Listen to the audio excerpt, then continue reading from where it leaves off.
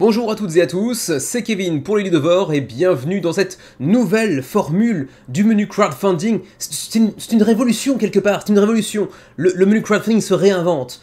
En fait, ce sera plus 2 parties, mais 3. Ça change tout, ça change tout. Ça va peut-être me permettre de gagner un tout petit peu de temps au niveau de l'enregistrement, du traitement de certains des projets.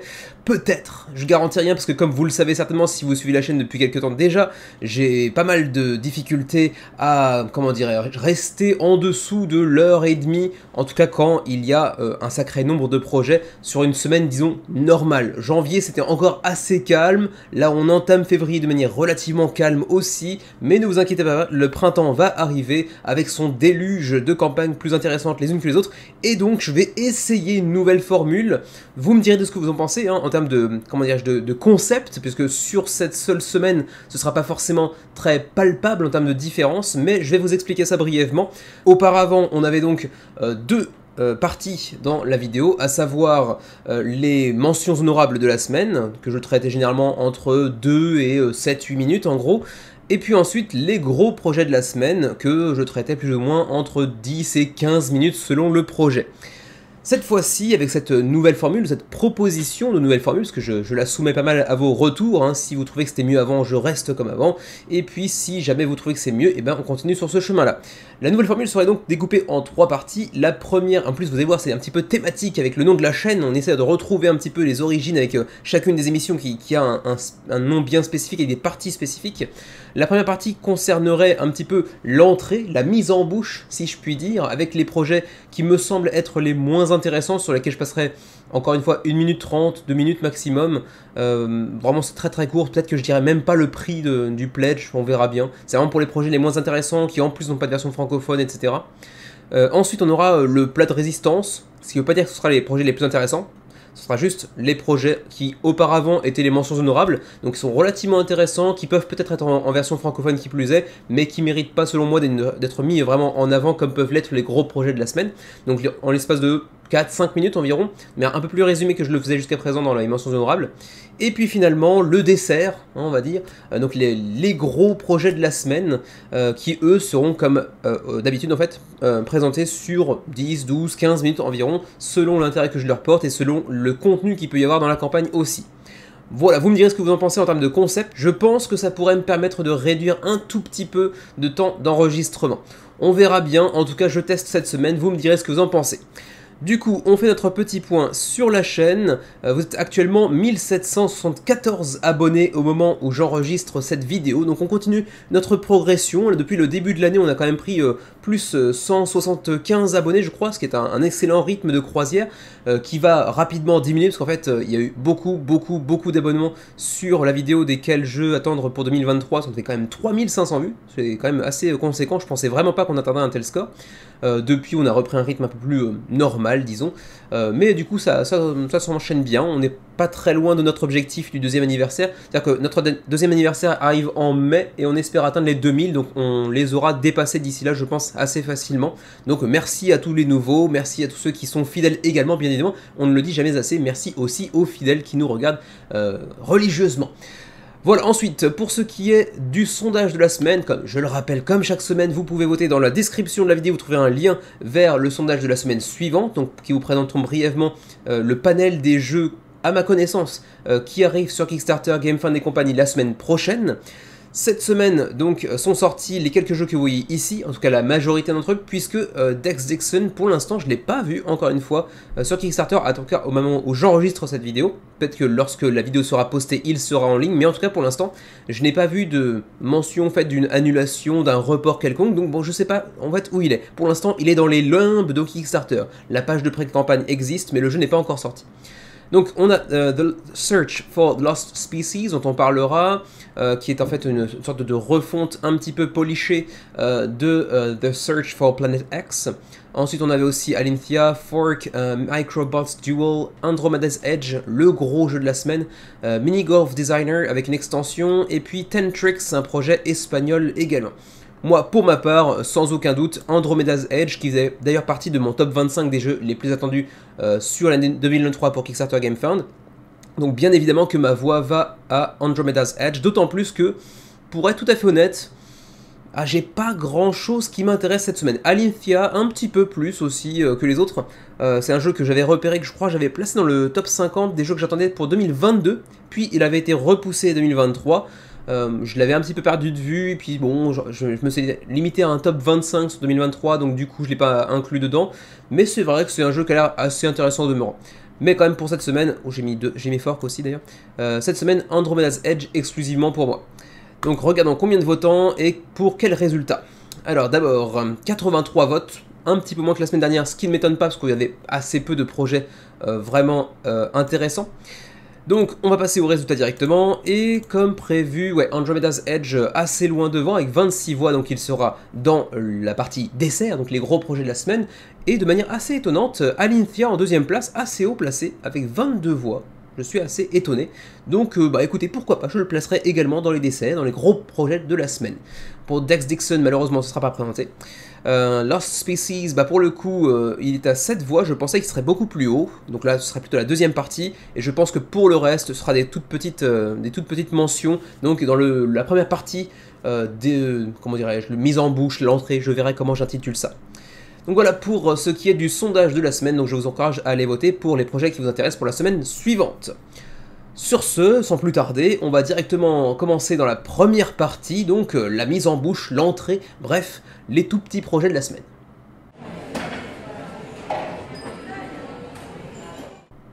On commence par un tout petit jeu en PNP, le fameux print and play de la semaine, il y en a toujours un ou deux. Cette fois-ci, il s'agit de Twin Raiders PNP, donc ça nous vient d'Italie, de Marco Saloni, donc c'est le 7e projet sur Kickstarter. Le projet est déjà financé, en même temps le seuil de financement était très très bas, 107 contributeurs, 16 jours avant la fin de la campagne. C'est pour 1 à 2 joueurs exclusivement, donc ne vous attendez pas à pouvoir jouer à des grands groupes, hein, non, c'est pas le cas. Pour 12 ans et plus, des parties de 15 minutes environ, c'est un jeu de puzzle en gros, hein, vous allez pouvoir déplacer certaines tuiles qui composent le labyrinthe dans lequel vous êtes aventuré à la recherche de différentes idoles, et le premier qui réussit à les obtenir toutes l'emporte. Voilà, tout simplement. Sachez que vous aurez aussi donc un petit mode solo qui sera un petit peu différent en termes de gameplay. Voilà, pour le reste, donc je l'ai dit, hein, c'est 4 $, donc c'est vraiment très très abordable. C'est du PNP, donc pas de livraison dans 1 an et demi, 2 ans, mais juste après la fin de la campagne. Reste à voir si ça peut vous intéresser ou non. Pas de version francophone pour l'instant, mais avec l'italien, l'anglais, l'espagnol, on pourrait se dire que ça pourrait venir avec le temps. On verra bien. Voilà pour Twin Raiders. Autre petit jeu assez marrant, il s'agit de Dice Fights Roll the Box. C'est un jeu qui contient uniquement des dés, et la boîte elle-même est également un dé. Oui, c'est assez fun en termes de concept, ça a attiré assez peu de monde pour l'instant, hein, 63 contributeurs, mais le jeu est financé avec 5341 €, 17 jours avant la fin de la campagne. C'est un jeu dans lequel vous êtes en confrontation 1 contre 1, donc vous pourrez aussi élargir ça à plus de joueurs si vous prenez plus de boîtes. En fait, chaque boîte est une extension du jeu de base, hein, plus ou moins, mais c'est le même contenu. Hein. Donc vous allez avoir un paquet de dés, hein, il y en aura dans tous les sens, et vous allez vous affronter avec les dés, sachant que la boîte peut aussi être considérée comme un dé si vous réussissez à l'obtenir durant la partie via différents stratagèmes que vous pourrez mettre en place. Voilà, c'est un petit jeu stratégique sympa qui se joue très rapidement, c'est pour 1 à 2 joueurs pour 15 minutes la partie si je me souviens bien, c'est bien ça, 15 à 30 minutes la partie, voilà, pour 1 à 2 joueurs, et c'est relativement simple et ça se compose exclusivement de dés. C'est marrant sur le principe, mais pas de version francophone, et ça va pas non plus casser 3 pattes à un ornithorynque tétraplégique. Bon, celui-ci, je le confesse, je le trouve moche comme un chiotte un lendemain de curry indien, même si j'adore ce plat, mais bon, ça fait référence à une œuvre très célèbre de la littérature britannique, à savoir Pride and Prejudice, donc Orgueil et Préjugés, non c'est pas ça, si c'est Orgueil et Préjugés, non pas Préjugés, si ça doit être ça, Orgueil et Préjugés, j'ai perdu le titre en français parce que je l'avais lu à l'époque à la fac en anglais, donc Jane Austen, qui est donc mis au goût du jour avec un jeu en print and play, là encore une fois, très peu cher, encore une fois on est sur un truc à 4 $ je crois, voilà c'est 4 $ pour le jeu, pour un joueur et plus, vous pourrez jouer jusqu'à plus de ça, mais c'est un jeu qui peut se prêter à du solo, et pour des parties d'entre 30 à 60 minutes environ. Le jeu est déjà financé, 645 €, 127 contributeurs, donc vraiment sur un pledge très très peu cher, 17 jours avant la fin de la campagne. Bon, encore une fois, je trouve ça moche comme un cul, mais bon, c'est un print and play en roll and write qui plus est, donc bon, on peut se passer d'une direction artistique à couper le souffle, même si c'est mieux quand même, bien évidemment. Voilà, pour le reste, hein, c'est un petit roll and write relativement habituel, mais dans une, comment dirais-je, une thématique qui, elle, est plus inhabituelle et relativement intéressante. Reste à voir si ça peut vous tenter ou non. De toute façon, pas de version francophone pour, comment dirais-je, un monument de la littérature. C'est quand même un petit peu dommage de ne pas pouvoir bénéficier d'une version francophone, mais bon, en même temps, c'est un tout petit projet, ça peut s'expliquer aussi par ça. Voilà pour Pride and Prejudice, qui pour le coup est intitulé Prejudice, parce qu'on voit qu'il y a un petit tiret. C'est finement pensé, c'est de la science. On enchaîne tout de suite avec Fork, qui est un jeu de pli, et vous savez que j'ai assez peu d'affinité avec les jeux de pli. J'ai rien contre le concept, mais c'est pas un type de jeu qui m'attire outre mesure, et c'est pas un type de jeu dans lequel je trouve énormément de fun, énormément de divertissement. Même si j'ai bien aimé les quelques expériences que j'ai pu faire, notamment dans ce fameux jeu où on joue tous en coopération dans des planètes lointaines, j'ai oublié comment ça s'appelle tellement ça m'a laissé peu de souvenirs immémoriaux, on va dire, mais c'était sympa malgré tout. Quoi qu'il en soit, Fork, c'est pour 2 à 6 joueurs, pour 8 ans et plus, donc c'est très familial, en plus avec des petites illustrations toutes mignonnes, donc qui peuvent attirer les enfants aussi je pense, et c'est pour des parties d'environ 20 minutes, le tout sur une thématique de chaîne alimentaire. Pour l'instant, le jeu a plutôt un bel accueil pour ce qui est d'un projet qui nous vient de c'était Hong Kong, non attendez, parce que c'est marqué ici Los Angeles, mais il me semble que le projet lui-même c'était Taïwan, excusez-moi. Taïwan, 277 contributeurs, c'est pas mal, 26 jours avant la fin de la campagne, 10 000 € d'engrangés, le projet est donc largement financé, et donc comme je disais, c'est un jeu de pli, donc vous allez, un petit peu comme tous les jeux de ce genre-là, jouer chacun une carte, et celui qui réussira à compléter le mieux la chaîne alimentaire, eh bien l'emportera sur ses adversaires, j'imagine. Voilà, ça n'a rien de très particulier en termes de jeu de pli, c'est relativement classique, mais ça se joue très jeune, hein. On voit qu'à partir de 8 ans, même, on voit ici une mention faite à partir de 6 ans aussi, donc ça peut se jouer assez facilement en famille, ça peut être assez sympa, il y a très peu de texte sur les cartes, donc c'est pas vraiment très nécessaire de comprendre ce qui est écrit dessus, au pire, comme c'est juste le nom des animaux qui se trouvent dessus, ou des plantes qui se trouvent dessus, vous pourrez faire une petite leçon d'anglais à vos enfants au pire, voilà, au mieux même peut-être. Voilà pour ce qui est donc de Fork, j'ai pas grand chose de plus à en dire, sachez juste que le pledge de base est à 10 $ et qu'ensuite vous avez un autre pledge à 18 parce qu'en fait le premier que vous voyez ici n'est pas en fait tout à fait complet si je puis dire. Celui-ci est un petit peu plus complet dans le sens où il y a une sorte de micro-extension à l'intérieur, que le matériel est un petit peu différent également si je me souviens bien. Vous avez ici l'extension Wild Kale par exemple, et puis vous avez des plateaux supplémentaires, des tokens supplémentaires, etc. pour aller enrichir un petit peu le jeu. Vous avez même une version Deluxe également avec des coasters, donc des dessous de verre, voilà, c'est pas très intéressant en termes de gameplay. On passe aussi sur les frais de port, puisque c'est encore une fois un projet dans la nouvelle catégorie entrée, mise en bouche. Du coup, je pense que c'est pas des jeux qui intriguent tellement de monde sur la chaîne, je peux me permettre de passer assez rapidement et donc de zapper les frais de port. Dernier jeu de cette partie mise en bouche, Geronimo, voilà. Est-ce que je l'ai bien fait? Je suis pas sûr. 170 contributeurs, c'est financé, 27 jours avant la fin de la campagne. Vous allez incarner ici des lemmings, je sais plus comment ça se dit d'ailleurs en français, ou est-ce qu'il y a une traduction de lemming en français? J'ai aucune idée. Quoi qu'il en soit, 8 ans et plus, 5 à 20 minutes la partie, donc c'est très rapide pour 2 à 4 joueurs, et le thème est complètement barré. Ça nous vient du Mexique, c'est le premier projet de Magic Toaster Studio.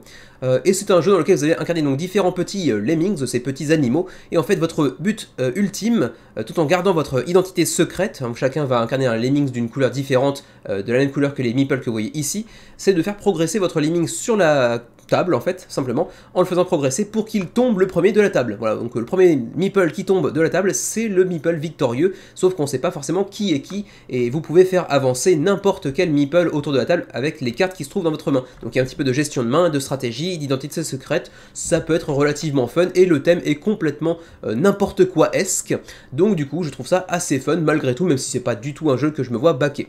Le jeu coûte en plus assez peu cher, il vient aussi avec potentiellement une extension pour un 5e joueur qui ajoute aussi un 2e mode de jeu qui rajoute un petit peu de rejouabilité, comment dirais-je, un petit peu de variabilité, c'est pas inintéressant sur le principe. Pour ce qui est du prix, rapidement, je vais essayer de trouver ça, au pire j'irai, voilà, ici ça ira peut-être plus vite, ouais, j'irai ici ça ira plus vite. Donc c'est 24 € pour le jeu de base, j'ai l'impression. Là c'est le même prix pour le Early Lemming, donc c'était un Early Bird pour avoir un truc en plus. Donc, ah d'accord, il y a 14 €, excuse-moi, 14 € c'est pour le Print and Play. Ensuite, ici, c'est 24 € pour le I Needed, donc c'est le jeu, une copie du jeu en fait physique. Ensuite, 24 € également en Early Bird pour avoir le jeu plus des standees en caisse exclusive, donc exclusive au Kickstarter, plus également les fichiers STL pour imprimer vos miniatures de chacun de ces petits lemmings. Ça sert absolument à rien, mais c'est mignon. D'ailleurs les STL on les a vus un peu plus haut si je me souviens bien, je les ai zappés, mais ils étaient quelque part dans la campagne. Je les ai zappés. Voilà, ils sont ici. Voilà. Donc si vous êtes Early Bird, vous pourrez recevoir les fichiers STL pour les imprimer entre des vous-même. Ils sont assez marrants, assez loufoques, comme le reste de cette campagne. Voilà pour ce qui est de Geronimo. Et c'était le dernier projet de cette première partie du nouveau menu crowdfunding. Donc on va pouvoir directement se lancer dans la deuxième avec des projets un petit peu plus détaillés, mais pas complètement non plus.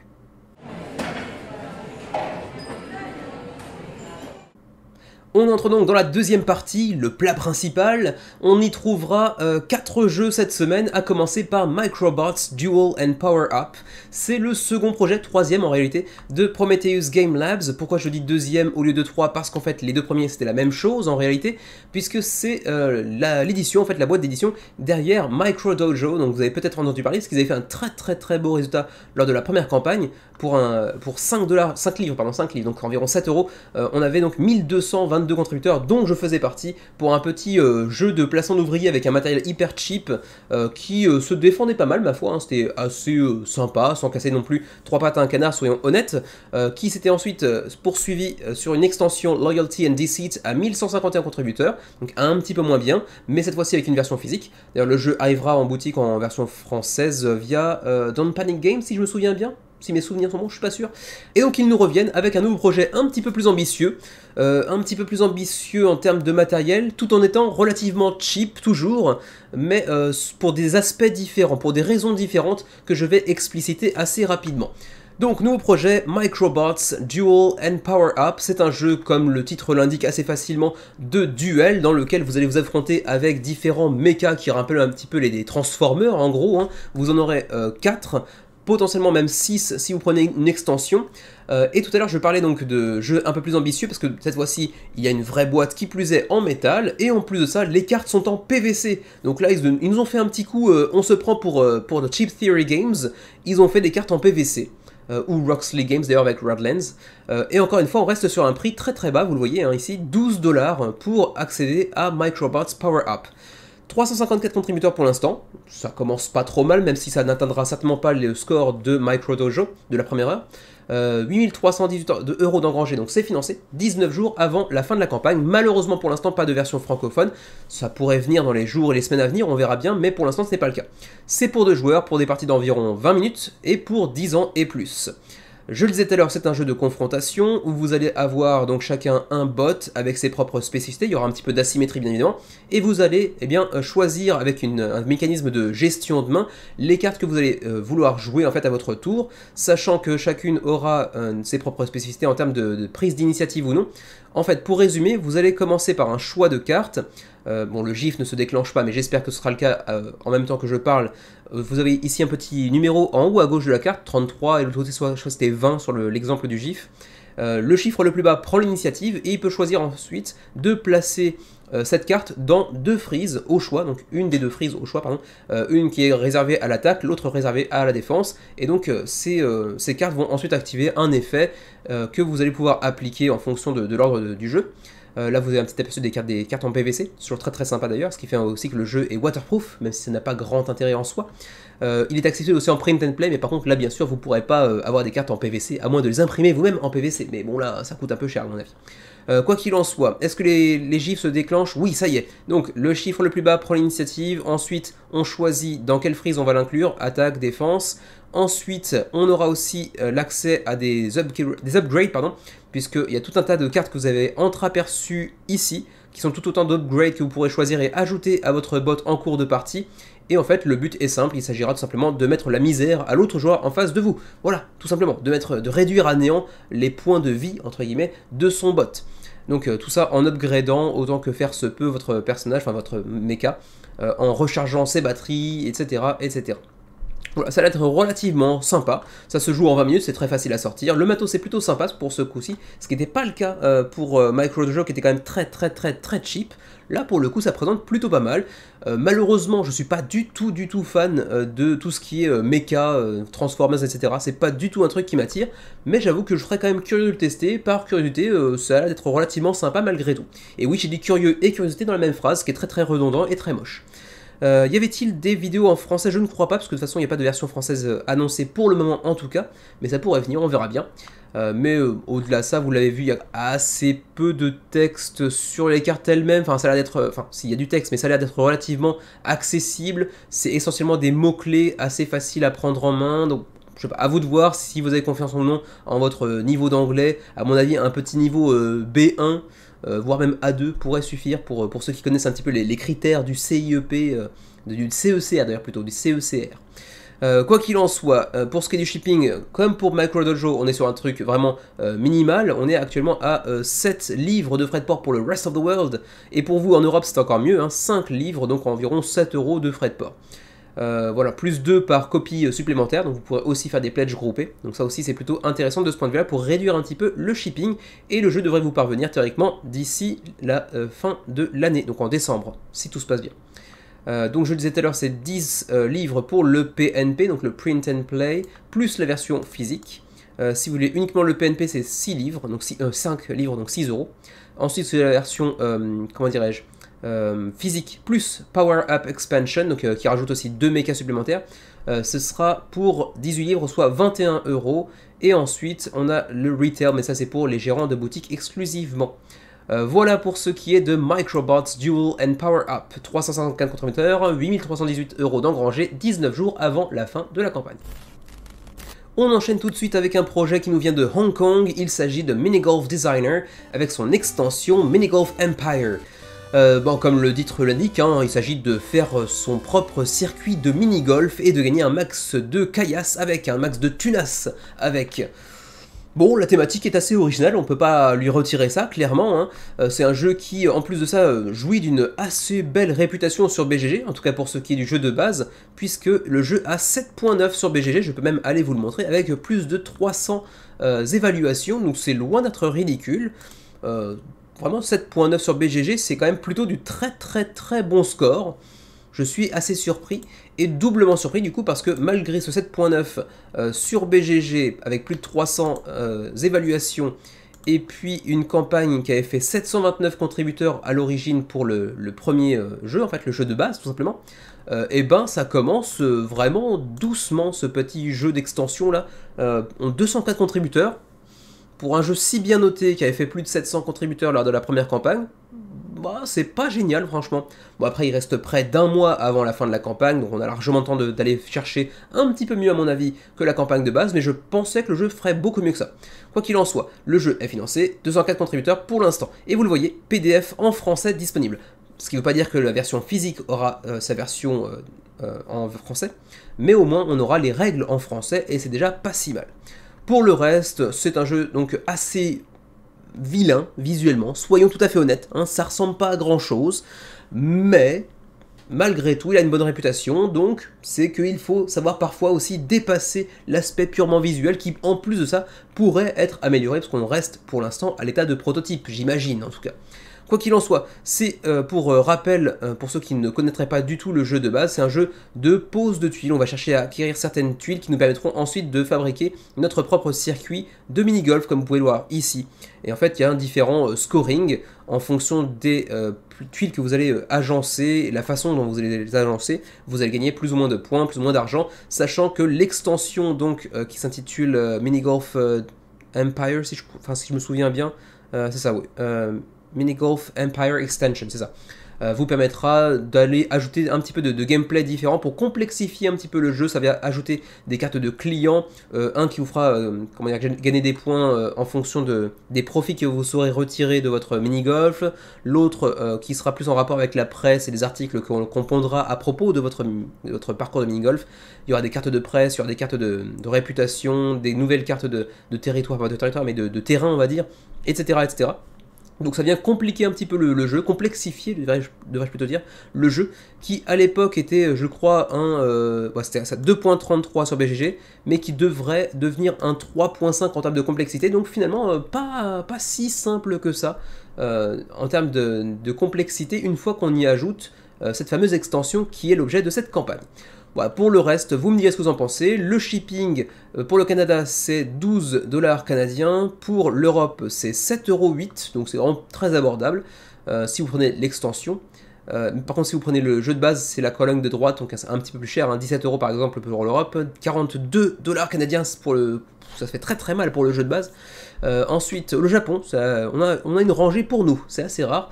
1015 yens, donc 7 € environ pour l'extension, et par contre 2875 yens pour le jeu de base, donc environ une vingtaine d'euros approximativement. Ok, bon après tout, pourquoi pas. Je suis pas du tout fan de mini-golf, je suis pas du tout fan de la direction artistique non plus. Le jeu a bonne presse, a bonne réputation. Un jour, si j'ai l'occasion de le tester, ce sera avec plaisir, mais de là à les baquer, non merci. Pour tous les amateurs de Tetris, voici Tentrix. Un jeu qui, comme vous le voyez en plus, a ses règles en français également, hein, j'imagine en PDF plutôt qu'en version physique, mais bon, on verra bien, ce sera peut-être le cas. Pour l'instant, il a accueilli 351 contributeurs, 27 jours avant la fin de la campagne, et 12 000 € d'engrangés, c'est donc financé. C'est un jeu pour 2 à 4 joueurs, pour 8 ans et plus, donc très familial, pour 30 à 45 minutes la partie, donc peut-être un petit poil long pour un simili Tetris, mais bon, ça reste un jeu très facile à sortir malgré tout. C'est donc un jeu de Tetris, voilà, merci, au revoir. Bon, j'exagère un tout petit peu, il y a une thématique qui fait qu'on vous place dans l'année 2054, où là les jeux de plateau, c'est un petit peu méta comme introduction, les jeux de plateau ont été remplacés par des jeux interneuronales, donc on joue en VR, quoi, en gros, j'ai l'impression, sauf qu'on joue à Tetris en fait, donc... et sur des plateaux véritablement pour le coup, hein. Donc on vous place dans un univers un petit peu futuriste, mais ça n'a pas grand intérêt, c'est assez plaqué, on s'en fout, comme de l'an 43 avant Jésus-Christ, voilà. Ça n'a aucun sens, mais qui a demandé que ça ait du sens? Quoi qu'il en soit, c'est Tetris, sauf qu'il y a des petits ajouts par-ci par-là, qu'il y a des petites grilles légèrement asymétriques avec les petits points que vous voyez ici, qui seront placés différemment selon la grille que vous choisissez. Mais vous aurez aussi l'opportunité de prendre les mêmes grilles, comme c'est le cas ici pour cet exemple. Vous avez aussi une ligne rouge qu'il ne faudra pas dépasser, elle va peut-être s'abaisser au fur et à mesure de la partie également, et plus elle descend, plus c'est dangereux pour vous. Voilà, en fait, il faut simplement essayer d'éliminer les joueurs adverses. Alors, c'est un Tetris, clairement, un petit peu comme l'était Bullet, d'ailleurs, qui est sorti récemment en français grâce à Matago.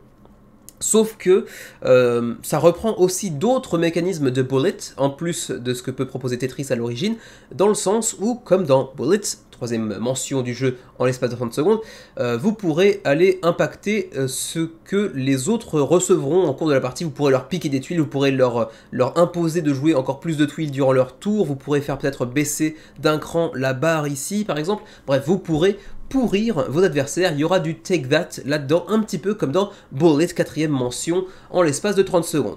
Voilà, c'est à peu près tout. Pour le reste, c'est du Tetris très classique, on va dire. Les tuiles sont quasiment les mêmes, même si j'ai l'impression qu'il y a quelques tuiles qui sont légèrement différentes que dans Tetris, mais bon, c'est assez clairement du Tetris. Voici les petites tuiles d'effets que vous pourrez ajouter à votre plateau personnel, sachant que le matériel est quand même plutôt charmant. En plus, les plateaux sont double épaisseur, c'est plutôt sympa aussi.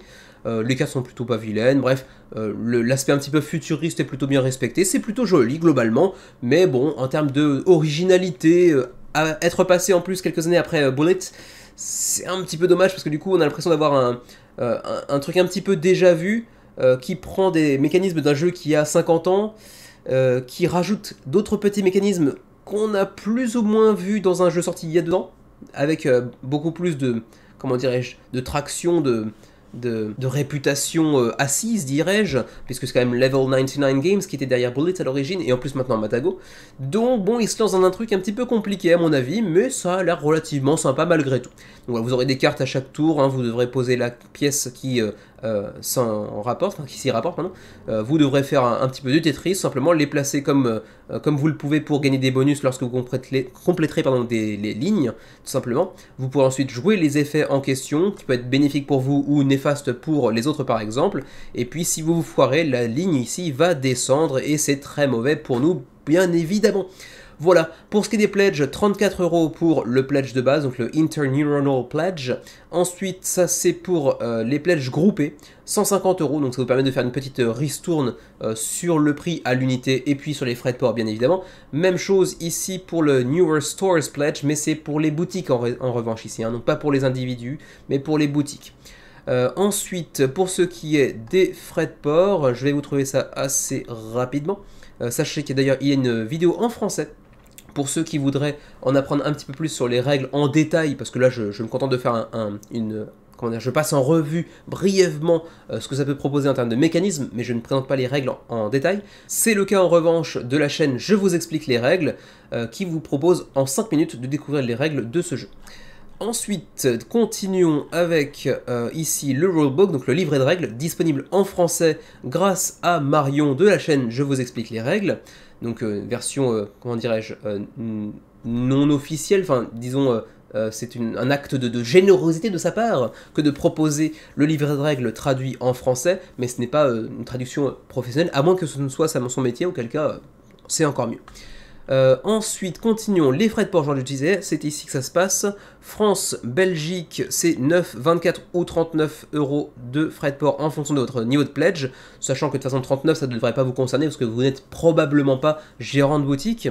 Ensuite, pour le reste de l'Europe, mais qui n'est pas inclus donc ici, ce serait plutôt 19 ou 34, donc c'est quand même assez cher compte tenu du prix du jeu lui-même, hein. Je crois que c'est 39 € le prix du jeu de base, 19 € de frais de port, c'est quand même plus de la moitié, enfin non c'est la moitié en fait, c'est quand même assez salé.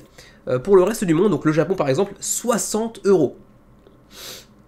Aïe, c'est presque 2 fois le prix du jeu. Il faut vraiment aimer Tetris et l'aspect un petit peu néo-futuriste, parce que là... c'est quand même très cher. Hein. Quoi qu'il en soit, c'est à peu près tout pour Tentrix. Vous me direz ce que vous en pensez. C'est le premier projet, non, deuxième projet vraiment, de Aliens Games qui nous vient d'Espagne.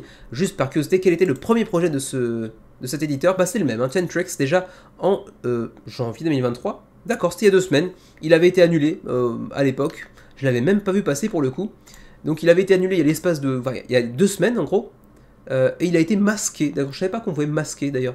Bah écoutez, je pense que c'était une sorte de faux départ et que la campagne n'avait pas été vraiment lancée. Quoi qu'il en soit, Tentrix pour l'instant c'est financé, 351 contributeurs. Ouh, j'étais très rapide moi là. 351 contributeurs, non c'est toujours aussi rapide, 351 contributeurs, 12 000 € d'engrangés 27 jours avant la fin de la campagne et disponible en français qui plus est. Je pensais que vous le placeriez dans la dernière partie, donc les gros projets de la semaine, et non, vous aviez été assez peu en fait à voter pour ce projet, et donc il se retrouve dans les plats principaux du coup de la semaine. Il s'agit de The Search for Lost Species, le nouveau projet de Renegade Games, donc 17e projet, hein, il commence à être assez connu, hein, soyons tout à fait honnêtes, on a pas mal de jeux qui sont d'ailleurs disponibles en version française grâce à Renegade Games, notamment l'année dernière on avait eu Rackland Run qui devrait pas tarder à être livré, il faudrait que je check d'ailleurs parce que je l'avais backé en version française, mais du coup en version française c'était pas sur Kickstarter donc je ne reçois pas d'actu. Donc il faudrait que je vois un petit peu où ça en est. On avait aussi eu My Father's Work, qui lui aussi avait une version française qui est arrivée il y a 1 ou 2 mois chez les backers, qui avait quand même fait 10 000 contributeurs à l'époque. On avait quoi d'autre encore? Vampire The Masquerade Rivals, qui avait fait un beau succès aussi. La série des Power Rangers, on a aussi Warp's Edge, qui avait fait un très beau succès également. Bref, tout un tas de jeux qui font le succès de Renegade Games, même si c'est pas le plus gros studio de création de jeux de société du monde, mais c'est un nom qui est quand même assez respecté dans le milieu désormais.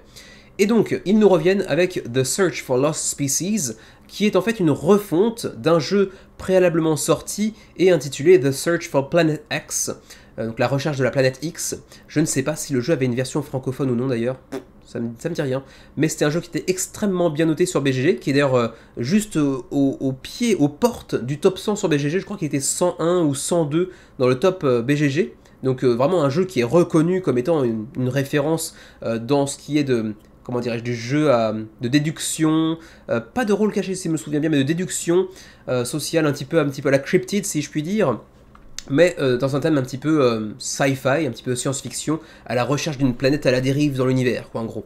Et cette fois-ci, on reprend un petit peu les mécanismes du jeu d'origine, donc The Search for Planet X, mais transposé dans un milieu plus sauvage, plus naturel et plus proche de nous, puisqu'il s'agit de la planète Terre et d'une île que vous voyez ici, sur laquelle vivent tout un tas d'espèces inconnues ou méconnues tout du moins, et vous allez devoir les chercher autant que faire se peut sur les différentes zones qui composent l'île que vous voyez ici. Alors, est-ce qu'il y aura d'autres îles? J'espère. J'ai pas checké la campagne suffisamment en profondeur pour le savoir. Double-sided, ce qui peut laisser entrevoir éventuellement une île un peu différente de l'autre côté, à moins que ce ne soit juste une question de nombre de joueurs autour de la table. Je ne sais pas.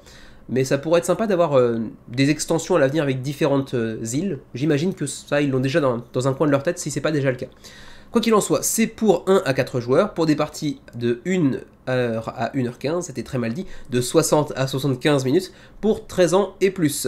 Vous allez dans ce jeu voyager, découvrir l'île pour en découvrir les animaux qui s'y trouvent, en fait les espèces animales qui s'y trouvent, grâce à l'utilisation d'une application compagnon qui n'est pas mise en avant ici pour le coup, mais qui sera disponible durant une fois que le jeu sera sur vos tables, bien évidemment.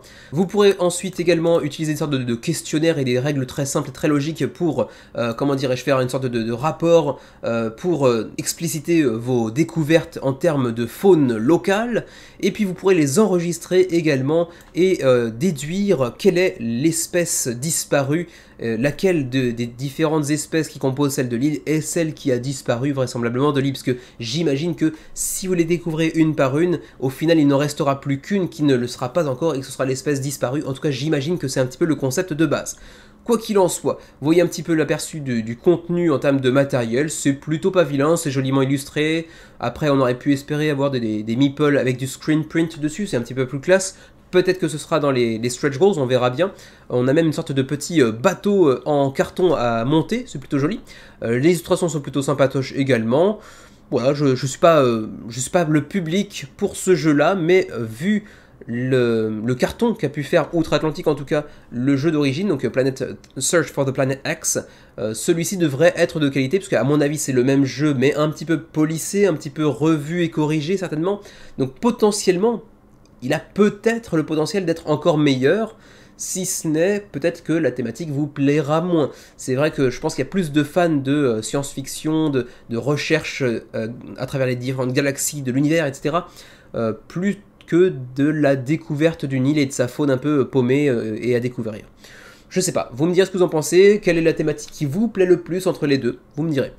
Ensuite, continuons. Il y aura même des enveloppes avec certainement du matériel à découvrir au fur et à mesure de la partie, j'imagine, peut-être. À moins que ce ne soit juste pour cacher certains éléments du jeu, parce qu'il y a toujours un côté un petit peu déduction, information cachée. J'ai pas fouillé suffisamment en détail. Il y a même un mode solo également. Donc c'est toujours assez intéressant de voir ce que peut proposer un jeu de déduction en termes de solo. C'est assez intéressant. Ensuite, continuons. Apparemment, il participe aussi au projet Reward pour soutenir des actions un petit peu écologiques, de préservation de l'environnement et des espèces en voie de disparition, j'imagine. L'application ici est déjà disponible apparemment. Elle est déjà disponible, donc vous pourrez déjà la tester entre guillemets, même si vous n'avez pas le jeu lui-même en fait. Donc c'est juste une histoire de voir comment ça peut marcher, qu'est-ce que ça peut présenter en termes de contenu. Ensuite le how to play, donc vous allez explorer l'île à pied. Ensuite vous pourrez l'explorer aussi grâce à un bateau. Là encore les gifs ne se déclenchent pas, hein, excusez-moi. Vous pourrez donc naviguer par voie terrestre ou navale.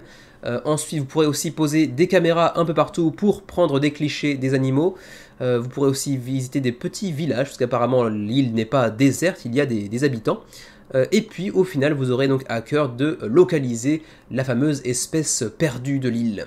Voilà, c'est à peu près tout. On continue avec les différents pledges. Le pledge de base est à 45 $, c'est relativement abordable. Search for the Planet X est également disponible en add-on. Vous pourrez le prendre pour le même prix d'ailleurs, hein, 45 $ également. Donc c'est le jeu d'origine qui lui donc a bénéficié d'une super réputation sur BG, hein, vraiment aux portes du top 100 si je me souviens bien. Ensuite, l'extension de Search for the Planet X New Horizon Upgrade Pack, donc c'est Upgrade, c'est peut-être plus visuel que véritablement en termes de contenu, pour 20 $, qui sera également disponible durant cette campagne en add-on. Ensuite, continuons pour ce qui est des frais de port. Pour le Canada, c'est 20 à 25 en fonction du pledge que vous allez choisir. Pour l'Union Européenne, Belgique, France, qu'est-ce qu'il y a encore de francophone là-dedans? Le Luxembourg par exemple, potentiellement, 15 à 20 $. Pour la deuxième zone de l'Europe, avec par exemple la Suisse, ce sera un peu plus cher bien sûr, surtout pour la Suisse qui est en rouge, donc 35 ou 55, c'est quand même toujours aussi cher pour la Suisse malheureusement. Et pour nous qui sommes dans le Rest of Asia, ce serait donc 25 ou 35, sachant que la TVA sera également collectée dans le Pledge Manager suite à la campagne, donc après la fin de la campagne. Donc attention, un petit billet supplémentaire à sortir après la campagne. Et le jeu devrait théoriquement être livré très rapidement, puisque vous le voyez ici, on a une livraison prévue pour mai 2023. Donc c'est très rapide, ce qui veut dire que le jeu est déjà produit certainement, puisque le jeu va terminer sa campagne le 2 mars. Ensuite, le Pledge Manager se termine le 30 mars, et vous recevez votre jeu en mai. Donc à mon avis, la production est déjà commencée. Donc il n'y aura même pas de stretch goals, donc ça au moins, vous êtes prévenus. Voilà pour ce qui est de The Search for Lost Species, près de 1500 contributeurs pour l'instant, 27 jours avant la fin de la campagne et 77 000 € d'engrangés. C'est tout aussi pour la deuxième partie de ce menu crowdfunding. On attaque maintenant les deux derniers projets de cette semaine, donc la partie les desserts.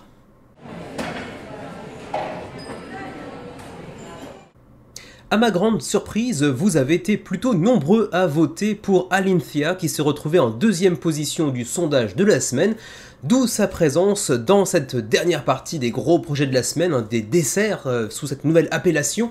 Et c'est quand même assez surprenant dans le sens où vous étiez assez nombreux et pourtant, vous le voyez, ça ne transparaît pas du tout dans le résultat de cette campagne, puisqu'après 4 jours de campagne, si je ne me trompe pas, on est actuellement à 161 contributeurs, 9 000 € d'engrangés seulement sur un objectif qui est pourtant loin d'être irréaliste, à savoir environ 20 000 € de financement, en gros. Il reste 26 jours avant la fin de la campagne, donc certes ça reste faisable, ça reste jouable, ça reste atteignable, mais on sait bien que pour une campagne, ne pas atteindre ne serait-ce que les 2/3, voire même les 3/4 avant la fin de la première campagne, c'est généralement pas un très bon signe. Alors certes, Alinthia c'est le premier projet de Exploded Games, c'est également sa première tentative, ils n'ont pas connu d'annulation au préalable, mais quand même c'est vrai que pour un jeu qui semblait être un tout petit peu attendu, à moins que vous ne m'ayez trollé via le sondage de la semaine, parce que c'est possible, le jeu aurait pu potentiellement faire quand même bien mieux que ça, et en plus de ça, c'est vrai que si on s'en réfère uniquement à la page de présentation de la campagne, le jeu a l'air d'être plutôt sympatoche en réalité. En plus c'est un jeu qui propose différents modes de jeu, vous pouvez jouer en solo comme en coopératif, même ou en compétitif, donc c'est vraiment un jeu jouable dans toutes les configurations possibles, c'est pour 1 à 5 joueurs, c'est pour 30 minutes par joueur autour de la table, donc ça peut potentiellement aller de une demi-heure à 2h30 en gros, parce que oui, voilà, mathématiques, multiplication, et c'est pour 14 ans et plus, c'est un jeu qui, sans être hyper compliqué, doit à mon avis tourner aux alentours de 3 ou 3.2 sur 5 de complexité sur BGG, mais attention, c'est purement une vue subjective de ma part, je ne sais pas du tout, je n'ai pas pu tester le jeu pour l'instant. En tout cas, pour ce qui est du gameplay en lui-même, il va évidemment varier un petit peu d'un mode de jeu à l'autre, que ce soit en coopératif, en compétitif ou en solo, mais apparemment, si l'on en croit la définition, pas la définition, la présentation de la campagne, c'est quand même globalement le même set de règles avec de toutes petites modifications pour pouvoir y jouer en solo ou en compétitif par exemple. Vous aurez donc dans cet univers de Epic Fantasy des dragons qui en fait ont pris le contrôle de la région de Alinthia, qui ont en fait réduit un petit peu les villes et les villages à néant, et vous, représentant de votre guilde, et il y aura 5 guildes potentiellement jusqu'à 5 joueurs donc, aurez pour tâche de reconstruire en fait ce royaume en y chassant d'abord les dragons qui l'ont occupé. Et puis ensuite, éventuellement, si vous le pouvez, de réunir un petit peu toutes les guildes autour de vous-même en tant que leader, donc de prendre la direction un petit peu des humains qui restent dans la région pour reprendre le contrôle. Et puis si vous jouez en solo, je crois que c'est une sorte de comment dirais-je, de mise en scène un tout petit peu différente, donc je crois que c'est pas exactement la même période de temps qui est dévoilée en solo ou en compétitif par exemple. Quoi qu'il en soit, vous aurez donc des dragons avec tout plein de pièces dans ce jeu qui seront des meeples vraiment customisés donc vraiment conçus pour le jeu, qui sont plutôt sympas d'ailleurs. Le matériel est certes un tout petit peu amateur dans son aspect direction artistique, mais ça présente plutôt bien, ça semble être un truc assez prometteur malgré tout. On aura des gameplays un petit peu asymétriques selon la faction que l'on ira choisir. On pourra aussi débloquer plein de petites tuiles de pouvoir personnel qui seront uniques et qui seront donc non partagées par d'autres joueurs, que vous serez le seul à pouvoir accomplir. Donc ça aussi c'est relativement intéressant. Ensuite, on vous évoque ici le format compétitif ou coopératif ou encore solo, avec de très légers changements de règles, ce qui fait que vous pourrez passer de l'un à l'autre assez facilement apparemment. Et en plus de ça, en coopératif, tout le monde joue en même temps, donc en simultané, ce qui en fait un jeu avec très peu de downtime, donc très peu de temps d'attente entre les tours de chacun des joueurs. Vous avez ici un petit aperçu des différentes pièces qui composent le jeu, avec les fameux custom meeple de dragon, il y en aura 35. On aura même directement un insert 3D pour le jeu, donc ça c'est plutôt cool, on n'a pas besoin de passer via un stretch goals pour le débloquer, il sera d'entrée de jeu dans la boîte de base, et il a l'air d'être plutôt bien conçu. Reste à voir la qualité du matériel en lui-même, la qualité du plastique, mais en tout cas c'est bien de l'inclure d'entrée de jeu, ça c'est plutôt cool. Les guildes, donc les 5 guildes uniques et donc légèrement asymétriques si j'en crois la présentation qui sont ici. Donc d'abord la Labor Guild, donc la guilde des travailleurs on va dire, hein, des ouvriers. Ensuite, la guilde forestière que vous voyez ici, la guilde des champs, on va dire, la guilde de la montagne, et puis la guilde des nomades. Et vous le voyez, il y a toujours un petit peu de matériel différent.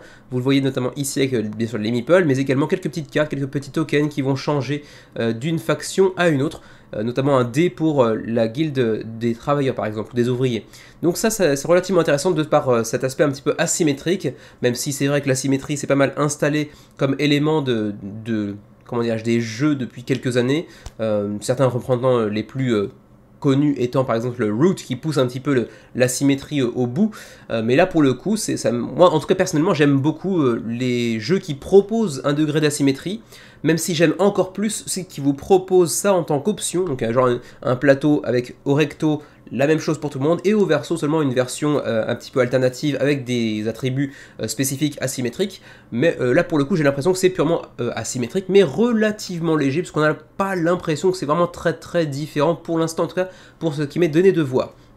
Autre truc assez intéressant également, c'est que vous aurez pour chacune de vos factions différents éléments, différents, comment dirais-je, fiefs que vous pourrez construire au cours de la partie, et vous pourrez aussi les upgrader avec 4 modules différents, hein, qui ont chacun une forme différente, et ces formes peuvent s'imbriquer sur n'importe quel des bâtiments présents pour n'importe quelle faction, donc c'est réutilisable à volonté, et c'est plutôt bien foutu de ce point de vue-là. Le matériel a l'air d'être bien pensé. Ensuite, c'est une vue plus large de chacun des composants qui viennent composer le jeu, composants composés, voilà. C'est assez mal dit, mais c'est le manque de vocabulaire, ça, et l'heure tardive aussi. On continue un petit peu avec l'essentiel du matos. Les stretch goals, pour l'instant, vous vous en doutez, quand le projet n'est pas financé, les stretch goals ont du mal à se débloquer, c'est le cas ici aussi. Il faudra donc attendre un petit peu plus longtemps que le jeu soit débloqué, enfin que le jeu soit débloqué, le jeu soit financé, pardon, je galère beaucoup là, mais pour l'instant ça semble pas prendre un très bon chemin, soyons honnêtes. Moi je préférerais très honnêtement voir le jeu annulé, puis revenir dans quelques mois après une vraie bonne campagne de promotion, de communication avant la campagne, parce que pour l'instant c'est quand même un petit peu mal barré, ce qui ne veut pas dire que c'est impossible, il reste suffisamment de temps, mais quand même je pense que le jeu a suffisamment de potentiel, et vous semblez être nombreux à le croire également, pour faire un résultat un petit peu plus convaincant que ce qu'il n'est en mesure de nous proposer actuellement en tout cas. Ensuite, continuons. Sachez également que le jeu a gagné un award, donc une récompense du Boston Fig Fest. C'est un sorte de concours de prototype. Donc c'est quand même un jeu qui a déjà séduit pas mal de personnes apparemment. Vous pouvez avoir accès au livret de règles ici, mais en anglais, hein. Bien évidemment, le jeu ne propose pas pour l'instant de version francophone, et vu comment c'est parti, c'est pas forcément sur le bon chemin, mais bon, on peut espérer un jour, pourquoi pas, on verra bien. Petit rappel coop, compétitif, solo, mais bon, ça j'ai déjà plusieurs reprises. Vous avez ensuite une petite description de chacune des phases de jeu, selon son existence ou non en fonction du mode de jeu que vous jouerez justement. Il y aura donc la guild phase par exemple, où vous pourrez aller upgrader votre guild, notamment avec ces petites tuiles que vous voyez ici, que vous pourrez apposer sur un ou deux éléments de la grille que vous voyez ici par exemple. Ça va débloquer encore plus de compétences asymétriques, donc ça c'est relativement intéressant. Ensuite on a la dragon phase, donc avec les dragons qui vont se répandre sur la map tout autour de vous, et qui vont petit à petit peupler la région et détruire tout ce qui s'y trouve bien évidemment. Bon là encore une fois les gifs ne se débloquent pas parce que ma connexion est un peu merdique ce soir encore, mais bon pour ceux qui regardent les émissions de Nyx, vous le savez que ces derniers temps ma connexion n'est pas très amicale, n'est pas très collaborative. Il va falloir que je contacte mon fournisseur d'accès assez rapidement. Ensuite, on a une action phase ici, donc pour la coop ou la compétitive, c'est un tout petit peu différent. Et c'est là, je crois, qu'il y a une sorte de, comment dire, de bond temporel, il me semble, si je me souviens bien, entre le compétitif et le coopératif. Mais bon, on va pas s'attarder là-dessus. Sachez juste que la phase d'action est un tout petit peu différente pour les deux. Mais bon, en gros, on va chercher à déplacer nos pions sur la map, réussir à éliminer des dragons si, enfin, autant que faire se peut, on va dire, et puis construire des différents fiefs, des avant-postes pour se défendre mieux au prochain tour, pour gagner plus de ressources, parce qu'il y a aussi vraiment une notion de gestion de ressources qui est assez importante dans le jeu également. Ensuite, vous avez la phase des récoltes. J'allais dire record parce que j'étais pris par l'anglais de Harvest, donc la record. Donc vous allez, grâce aux cartes qui sont dans votre main, donc un petit peu de gestion de main également, pouvoir accéder à certaines ressources qui vous permettront de construire des fameux outposts, donc les avant-postes de défense face aux dragons, de gestion des ressources, etc. Donc pour aller construire encore plus et récolter encore plus au tour suivant, et ainsi de suite. Et puis vous préparez également pour le tour suivant, il y aura une limite de main également à prendre en compte.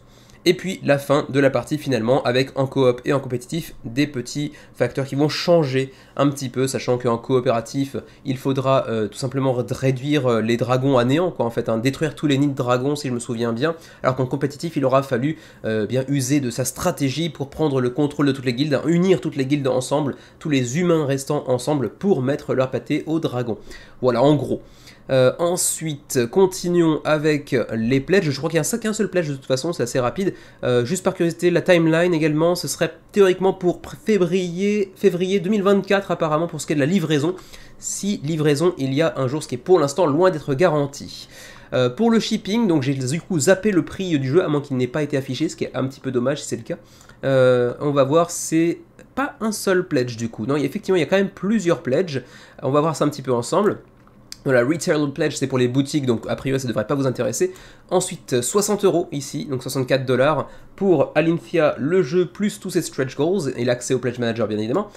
Ensuite, pour 128, c'est le double, donc 2 copies de Alinthia plus les stretch goals qui vont avec. Et ensuite 500, là c'est un pledge mécénat où vous avez donc le jeu de base, plus un prototype et également votre nom dans le livret de règles. Donc c'est vraiment purement du mécénat pour le coup. Il n'y en a que 5 disponibles dans ce pledge là.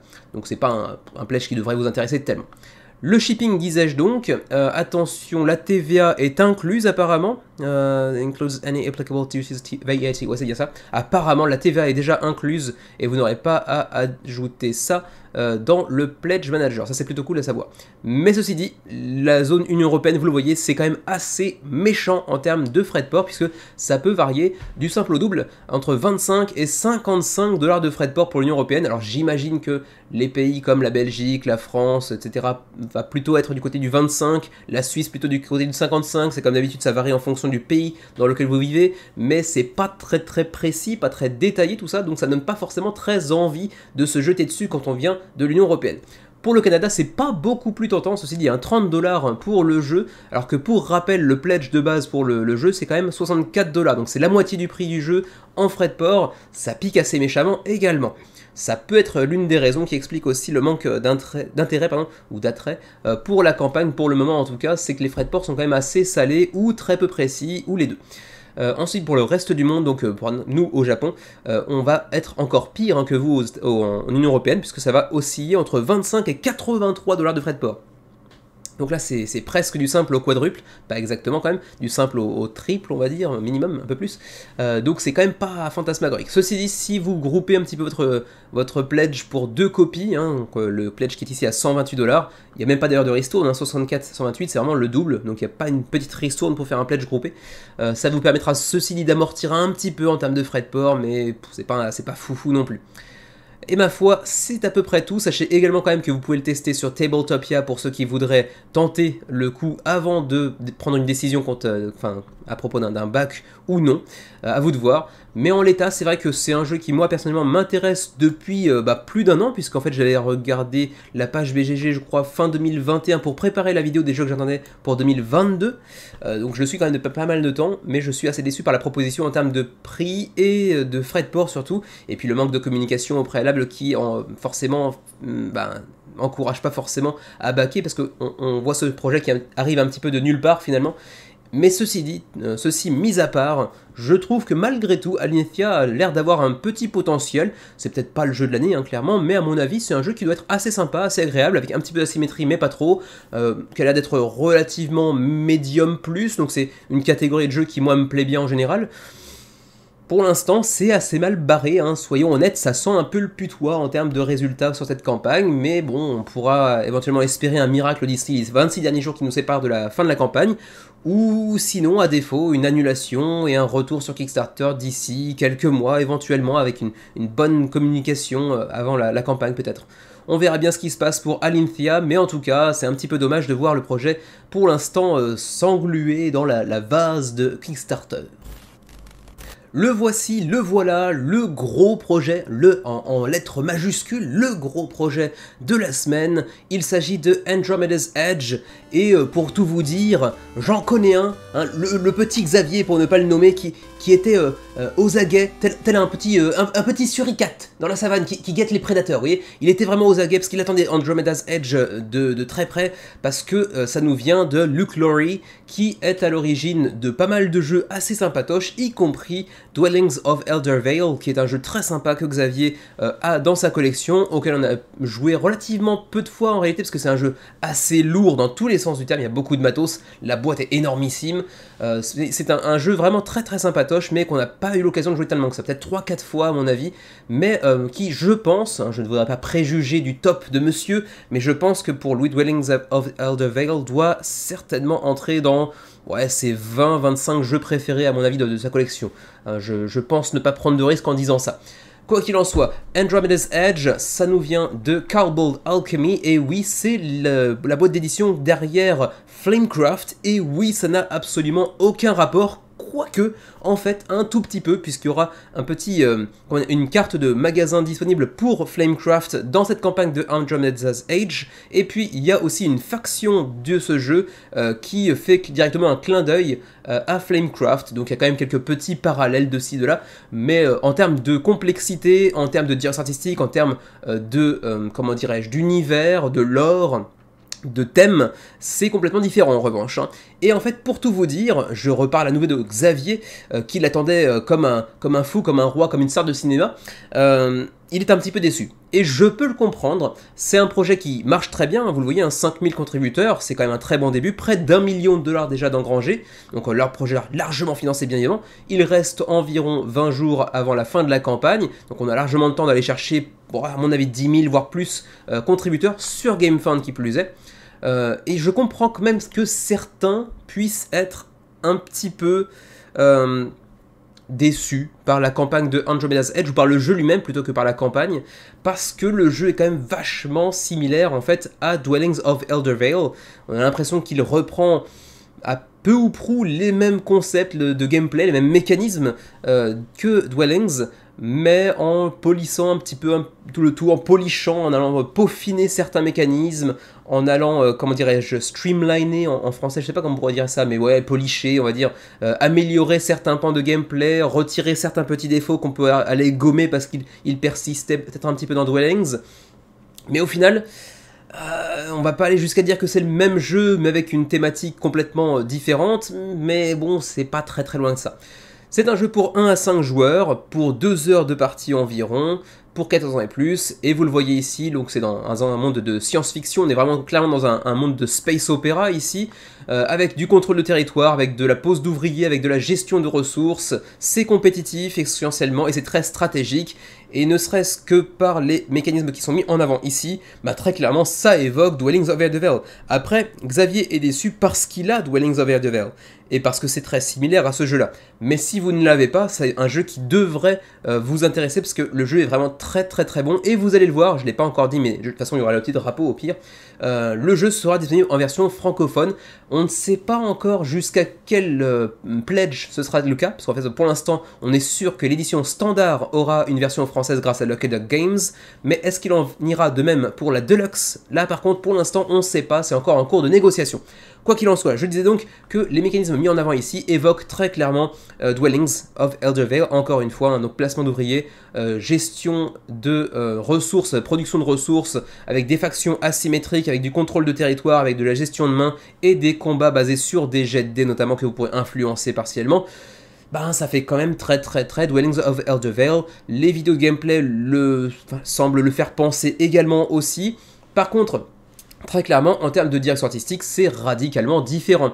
Vous le voyez ici, le plateau central, ensuite les différentes factions qui auront chacune leur propre trays. Alors je sais pas si c'est des game trays, mais en gros vous aurez votre propre plateau individuel qui sera composé un petit peu comme dans Dwellings of Eldervale d'ailleurs, d'une sorte d'insert plastique avec des emplacements pour toutes les pièces de votre faction, les miniatures comprises, les petits dés, les cubes, etc. Bref, tout ce dont vous avez besoin, et vous devrez donc développer autant que faire se peut votre faction, l'envoyer combattre ou prendre possession de tel ou tel territoire pour en chasser un autre joueur autour de la table, etc. Chercher à améliorer votre faction au fur et à mesure de la partie. Tout ça est relativement classe en termes de production, c'est vraiment over the top, comme disent les anglophones. On a une très grosse qualité de production, mais vous vous en doutez bien évidemment, ça fait aussi grimper le prix assez méchamment.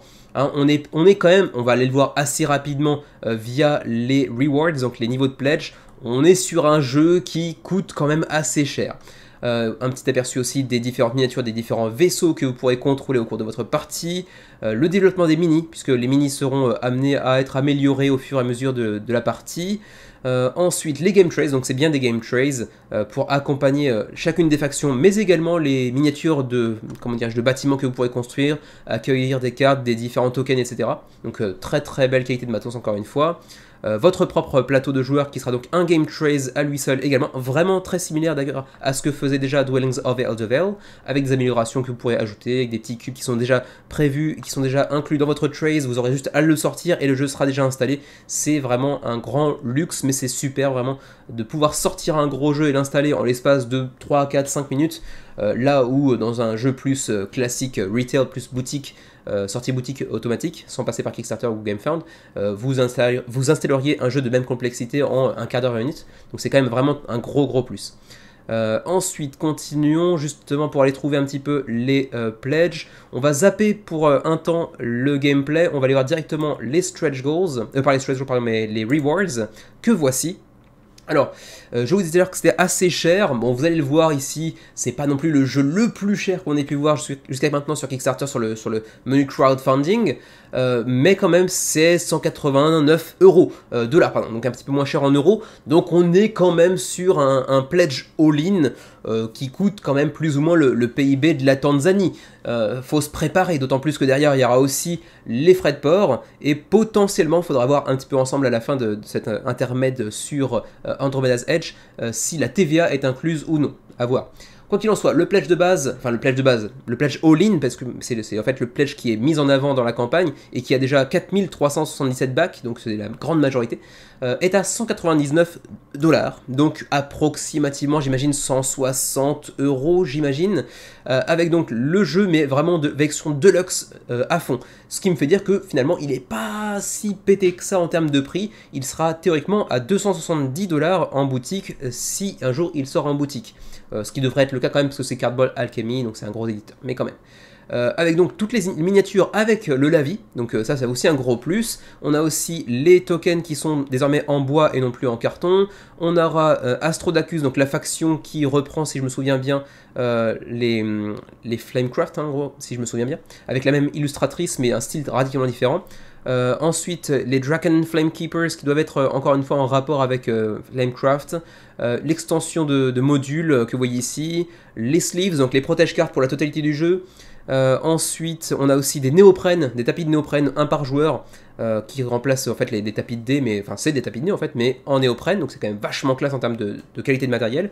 Ensuite, des dés marbrés qui sont plutôt sympas aussi. Le Ancient Brain Raider, je sais plus trop à quoi ça correspond, mais c'est une miniature assez sympatoche également. Et puis Moon Art Drink Coaster, parce qu'à chaque fois que Cardboard Alchemy propose une campagne, ils reviennent un petit peu à leurs premiers amours, c'est-à-dire les dessous de verre inspirés de jeux de société. Donc là, ils vous en mettent un aussi, ces cadeaux, comme il y en avait déjà d'ailleurs dans la campagne de Flamecraft, si je me souviens bien. Quoi qu'il en soit, donc tout ça pour 189$.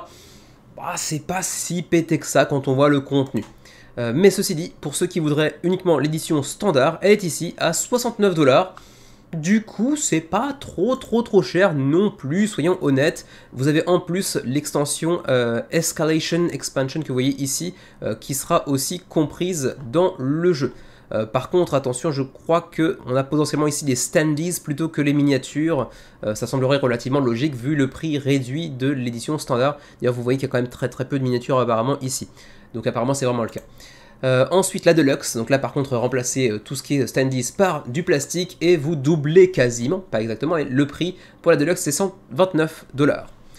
Ensuite, le retailer, donc si vous êtes gérant de boutique, ça commence à partir de 49$, mais bon, bref, vous connaissez mieux ça que moi. On en revient un petit peu au gameplay, voilà. Alors vous aurez donc comme première occasion, enfin comme première opportunité d'aller lancer vos vaisseaux. Alors vous aurez différents vaisseaux qui auront chacun leur propre spécificité, hein. Ce sont en fait vos workers, vos ouvriers en fait. C'est la partie placement d'ouvriers. Vous pourrez les envoyer vers différents emplacements pour en récolter les ressources, pour prévoir des combats à l'avenir, etc., etc.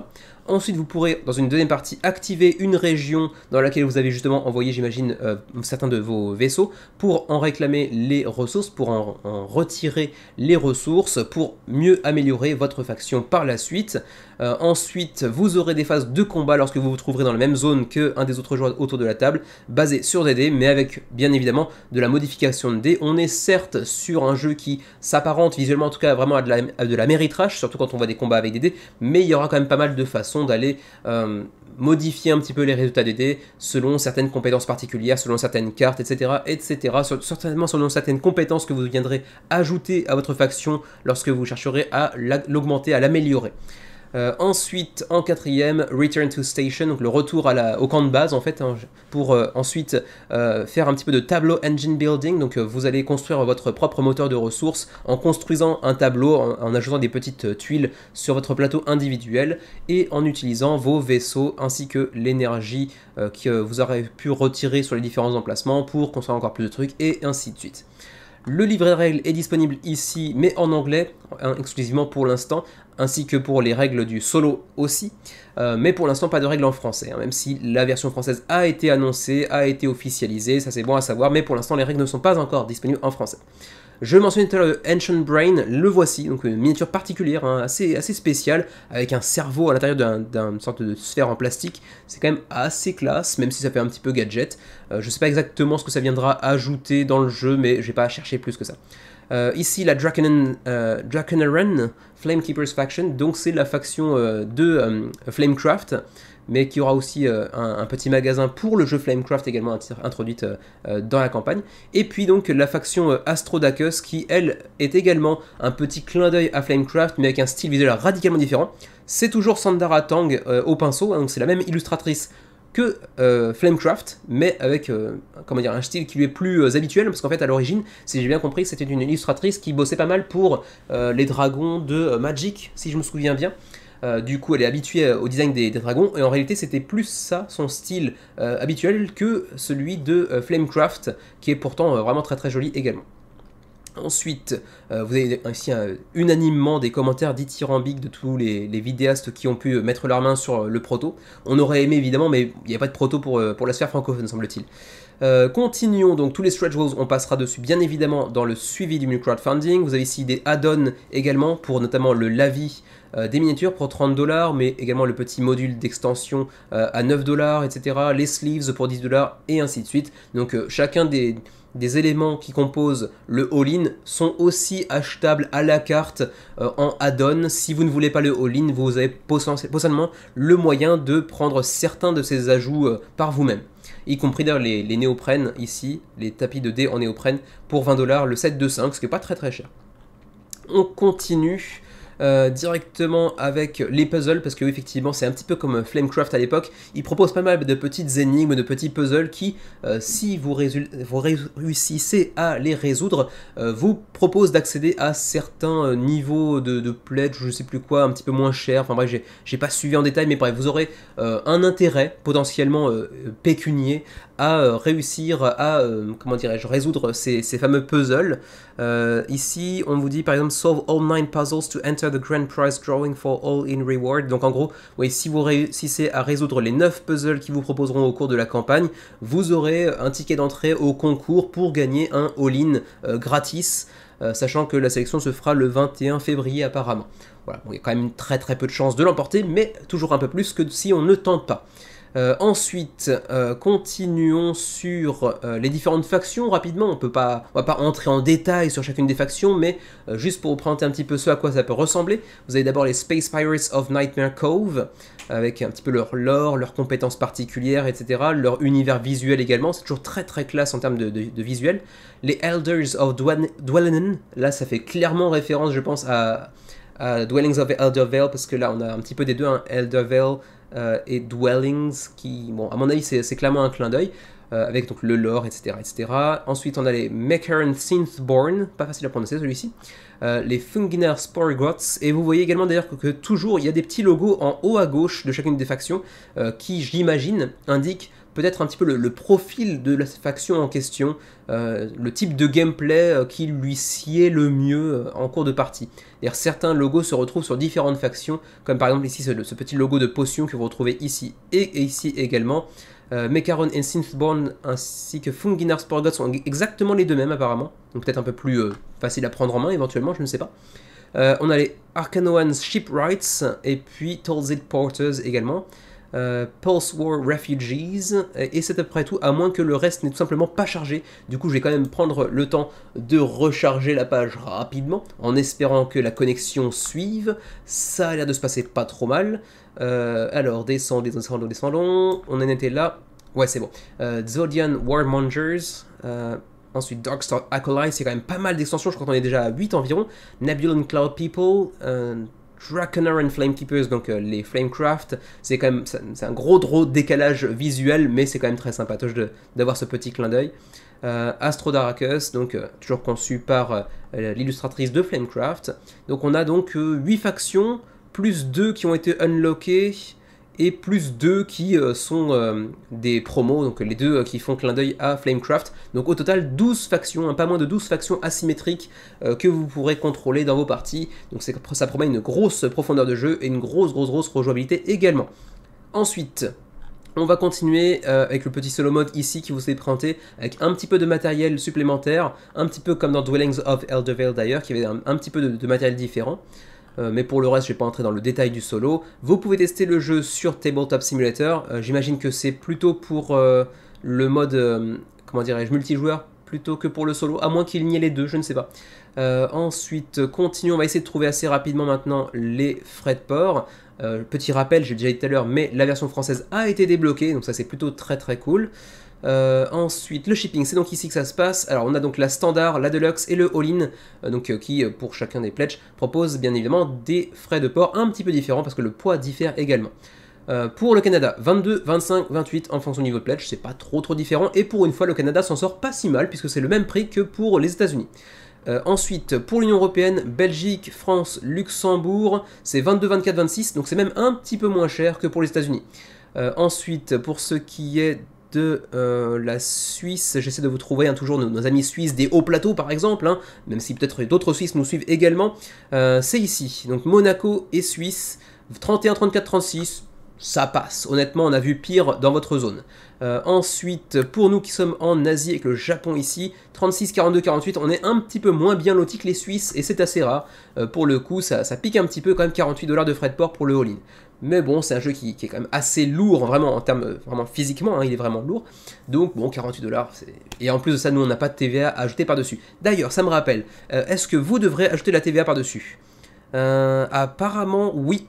les taxes comme la TVA seront ajoutées dans le Pledge Manager. Donc oui, finalement, vous voyez, tout bien pesé, vous en paierez certainement autant que nous, voire même peut-être un tout petit peu plus que nous, si on prend les frais de port et la TVA cumulée, parce que nous, on n'aura pas de TVA par-dessus. Voilà donc pour ce qui est de Andromeda's Edge, le nouveau Dwellings of Eldervale, la version peaufinée, revue et corrigée, mais dans un univers radicalement différent de science-fiction, de space opéra. Pour l'instant, très très belle campagne avec 5600 backers, 946 000 $ d'engrangés, 19 jours avant la fin de la campagne. Voilà un bien beau projet et j'attends avec impatience de voir vos retours concernant le projet en question. Je pense que du coup nous on n'aura pas l'occasion de le mettre sur la table parce que Xavier ayant déjà Dwellings, il est quand même pas mal déçu de voir les grandes similarités entre les deux projets. Voici donc la fin du menu crowdfunding de ce 5 février 2023. J'attends avec impatience également vos commentaires concernant les autres projets qui pourraient vous intéresser, lesquels vous aurez potentiellement backé, lesquels vous donnent envie. Je ne sais pas, on verra bien, je suis curieux toujours d'avoir vos retours, je réponds absolument à tous les commentaires, ça me fait plaisir de pouvoir interagir, de pouvoir communiquer un petit peu avec vous. Donc vous êtes de plus en plus nombreux à communiquer d'ailleurs via les commentaires, ça c'est plutôt très très cool également. Eh bien écoutez, pour moi c'est à peu près tout cette semaine, du coup je vais vous laisser tranquillement finir votre week-end ou votre semaine, parce que parfois vous me regardez peut-être le lundi, le mardi, le mercredi, que sais-je, après tout c'est sur internet, vous regardez ça quand vous voulez, à l'heure que vous voulez. En tout cas, nous on se retrouve mercredi pour le suivi du menu crowdfunding. D'ici là, portez-vous bien, jouez bien, et à la prochaine.